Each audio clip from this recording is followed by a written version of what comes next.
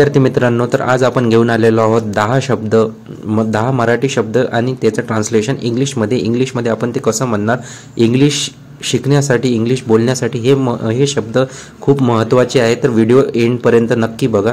आजचा पहिला शब्द आहे ॲम्बिशन. ॲम्बिशनला आपण मराठीमध्ये महत्त्वाकांक्षा म्हणतो. जर आपल्याला म्हणायचं आहे महत्त्वाकांक्षा, तर त्याचा आपण इंग्लिशमध्ये म्हणणार ambition. A strong desire to achieve something.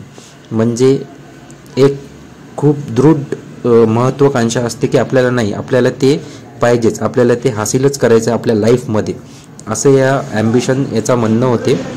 आणि हे बघा, एक मराठी शब्द आहे, मराठी सेंटेन्स आहे, तिची महत्त्वाकांक्षा शास्त्रज्ञ होण्याची होती. तर याला इंग्लिशमध्ये आपण कसं म्हणणार. तर इंग्लिशमध्ये याला बघा, her ambition is to become a scientist. Her ambition is to become a scientist, हे असं होईल. त्याच्यानंतर आज दुसरा शब्द आपण बघू, परसेप्शन. परसेप्शनचं मिनिंग होते आकलन करणे. The ability to see, hear और अंडरस्टँड समथिंग, याचा इंग्लिश मिनिंग होते. आणि हे बघा, समस्याचे त्याचे आकलन वेगळे आहे. समस्याचे त्याचे आकलन वेगळे आहे म्हणजे एक समस्या आहे तर प्रत्येकाचं वेगवेगळे आकलन असते. तर ते इंग्लिशमध्ये कसं म्हणणार, his perception of the problem is unique. Unique म्हणजे वेगळे, असं होईल. तर हे लक्षात ठेवण्यासारखी गोष्ट आहे. तर तिसरा शब्द आहे इंटिग्रिटी. इंटिग्रिटीला आपण प्रामाणिकपणा, मराठीतनी प्रामाणिकपणा म्हणतो. जर तुम्हाला प्रामाणिकपणा म्हणायचा आहे, कधी इंग्लिशमध्ये बोलताना तुम्हाला प्रामाणिकपणा हे मराठी शब्द इंग्लिशमध्ये कसं म्हणणार, तर तुम्ही प्रामाणिकपणाच्या जागी इंटिग्रिटी म्हणणार. तर तुमची इंग्लिश अजून चांगली आणि खूप चांगली वाटेल आणि खूप अट्रॅक्टिव्ह वाटेल. The quality of being honest and having strong principles.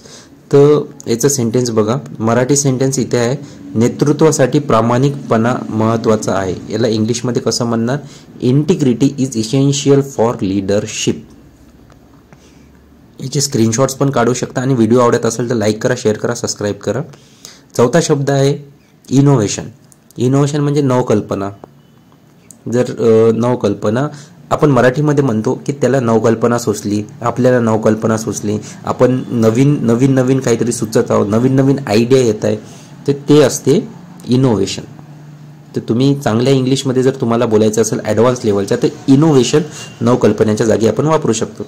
तर त्याचा मिनिंग होते a new idea, method, invention, हे पण ते शब्द आपण वापरू शकतो. बट ॲडव्हान्सला जर इंग्लिश चांगली दाखवायची असेल, इंग्लिश जर चांगली बोलायची असेल, तर इनोव्हेशन हा शब्द खूप चांगला ठरतो.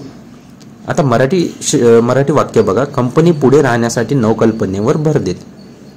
नवकल्पनेवर भर देते. तर याला इंग्लिशमध्ये कसं म्हणणार, the company focuses on innovation to stay ahead. Stay ahead म्हणजे पुढे राहण्यासाठी, इनोव्हेशन म्हणजे नवकल्पना, फोकस म्हणजे की भर देते आहे ना, तर त्याला आपण फोकस म्हणू शकतो. आणि द कंपनी असं करून इनोव्हेशन होईल. त्याच्यानंतर पाचवा वर्ड आहे रेझिलन्स. रेझिलन्स म्हणजे लवचिकता. The ability to recover quickly from the difficulties. म्हणजे जर तुमच्यावर काही संकट येत असेल, डिफिकल्टी येत असेल, खूप काही पण प्रॉब्लेम येत असेल, तर तुमची त्याच्यातून बाहेर निघण्याची किंवा तुम्ही त्याच्यावर कसं रिकवर करता, कसं मात करता, याची जे ॲबिलिटी, याला जे शब्द दिला आहे इंग्लिशमध्ये ते आहे रेझिलन्स.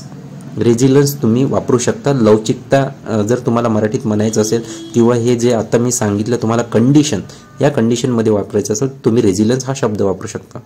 आता मराठी वाक्य बघा, कठीण काळात लवचिकता महत्त्वाची आहे. याला इंग्लिशमध्ये कसं म्हणणार, कठीण काळात लवचिकता महत्त्वाची आहे. रेझिलन्स, लवचिकता, रेझिलन्स इज क्रुशियल. महत्त्वाची म्हणजे crucial. During challenging times. Challenging time म्हणजे खराब वेळ, डिफिकल्टी, अजून प्रॉब्लेम असते लाईफमध्ये, ते आले ते चॅलेंजिंग टाइम्स. तर हे एक शब्द होते. त्याच्यानंतर सहावा शब्द आहे आपला diligence, careful and persistent effort. म्हणजे मेहनत. जर आपल्याला म्हणायचं आहे की खूप मेहनत आहे, खूप मेहनत करतो, मेहनतला आपण इंग्लिशमध्ये डिलिजन्स असं म्हणतो. हे ॲडव्हान्स लेवलचा वर्ड आहे. जर तुम्हाला इंग्लिश ॲडव्हान्स लेवलला जर बोलायची आहे, ॲडव्हान्स लेवलला तुमची इंग्लिश सुधारायची आहे, तर डिलिजन्स हा शब्द तुम्ही वापरणं सुरू करा. यशासाठी मेहनत आणि समर्पण आवश्यक आहे. यशासाठी मेहनत आणि समर्पण आवश्यक आहे. ते याचं इंग्लिशमध्ये कसं होणार? Success requires. सक्सेस होण्यासाठी तुम्हाला डिलिजन्स आणि डेडिकेशन. डिलिजन्स म्हणजे आत्ताच आपण बघितलं मेहनत, आणि डेडिकेशन म्हणजे डिसिप्लिन. डिसिप्लिन, समर्पण, हे सर्व गोष्टी आपण डेडिकेशनमध्ये येऊन जाते. त्याच्यानंतर आपण बघू एम्पथी. एम्पथी शब्द बघा, the ability to understand and share someone's feeling, म्हणजे सहानुभूती. आपण मराठीत म्हणतो, जर कोणाला काही वाईट झालं, आपले मित्र असले, घरचे असले, सर्व आपल्याला सहानुभूती देतात, आपल्याला येऊन बोलतात, सहानुभूती देतात, तर तिथं आपण हा शब्द वापरू शकतो एम्पथी. तर तुम्ही म्हणायचं असेल मी माझ्या मित्राला सहानुभूती दिली, तर तुम्ही तिथे सहानुभूतीच्या जागी एम्पथी वापरू शकता, की मी माझ्या मित्राला एम्पथी दिली. असं चांगल्या नेत्यांसाठी सहानुभूती महत्त्वाचे कौशल्य आहे. Empathy is important skill for good leader. म्हणजे जर कोणाला म्हणजे आता लीडरशिप करायची आहे, जर आपले नेते वगैरे आहेत, त्यांनी एम्पथी म्हणजे त्यांनी आपल्या वोटर्स लोकांना, जे पब्लिक आहे त्यांना सहानुभूती देतात. ज्याच्या सहानुभूती देण्याची शक्ती चांगली असली, स्किल असली, तो एक चांगला लीडर होतो. हे झालं एम्पथी. त्याच्यानंतर आपण घेऊन आलेला आठवा शब्द जे आहे समज.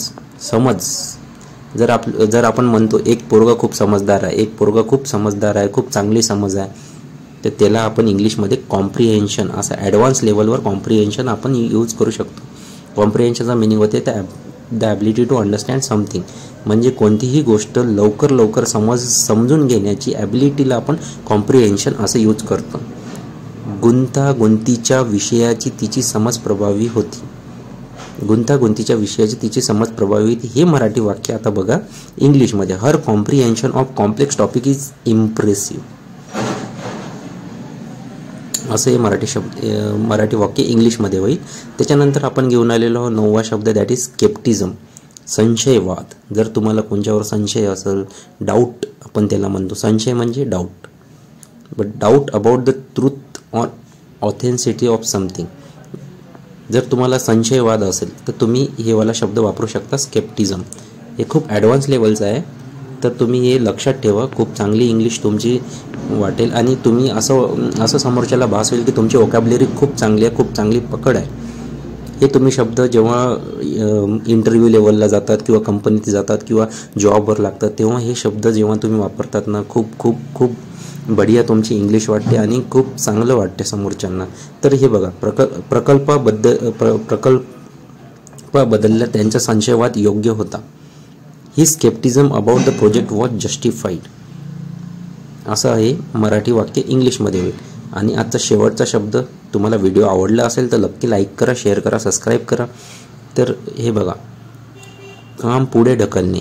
आता एक आळशी माणूस असते, लेझी. आळशी म्हणजे लेझी. तर ते काय करते, आपलं काम करायचं असते, ते पुढे ढकलत राहते, दिवसांदिवस. आता जसं मी आहे, मी पण एक लेझी माणूस आहे. मला कपडे धुण्याचा त्रास, म्हणजे खूप लेझी म्हणजे मनावर येते, तर मी उद्या ते ढकलत राहतो. असं काम पुढे ढकलणे म्हणजे procrastination, the action of delaying or postponing task. कोणतेही टास्क किंवा ॲक्शन नाही का समोर ढकलण्यानंतर त्याला आपण प्रोकास्टिनेशन म्हणतो. हे एक ॲडव्हान्स लेवलचा एक इंग्लिश शब्द आहे, तुम्ही हे वापरू शकता. काम पुढे ढकलण्यामुळे अनेकदा संधी गमावल्या जातात. Procrastination often leads to missed opportunity, म्हणजे जर तुम्ही काम पुढे ढकलत राहाल तर तुम्हाला जी संधी येणार असते, चांगली संधी येणार असते, ती तुम्ही गमावून टाकतात. हे इंग्लिशमध्ये असं होतं, procrastination often leads to missed opportunities, याचा अर्थ होते. तर अशाच तऱ्हे आज आपण